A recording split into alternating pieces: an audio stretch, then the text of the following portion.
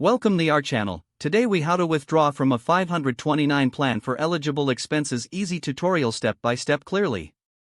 To withdraw from a 529 plan for eligible expenses, start by confirming that your expenses qualify. Eligible expenses typically include tuition, fees, books, and room and board for college. Visit the official website of your 529 plan provider. Log into your account using your username and password.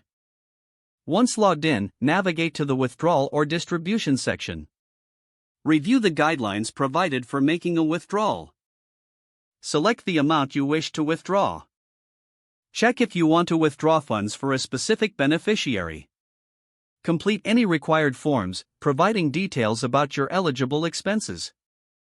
Ensure you have documentation for your expenses ready, such as invoices or receipts. Choose your method of receiving the funds, such as direct deposit or a check. Review your withdrawal request for accuracy. Submit your withdrawal request and wait for a confirmation notification. Once processed, keep track of the funds to ensure they are used for qualified expenses. If you have questions, contact your 529 plan customer service for assistance.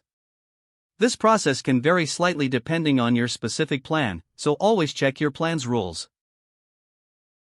Following these steps ensures that you can access your funds smoothly and efficiently.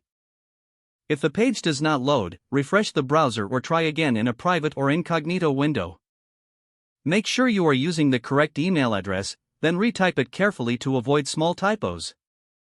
If your password is not accepted, use the reset option and create a new strong password you can remember. Check your spam folder for verification or security emails, then complete any requested confirmation steps. Enable two-factor authentication if available to improve account security and reduce unauthorized access risk. After signing in, review your profile details so your contact information and settings are accurate and current. If you see an error message, note it down and try again after restarting your device and internet connection. Log out when you finish, especially on shared devices, to keep your account and payment information secure. If the page does not load, refresh the browser or try again in a private or incognito window.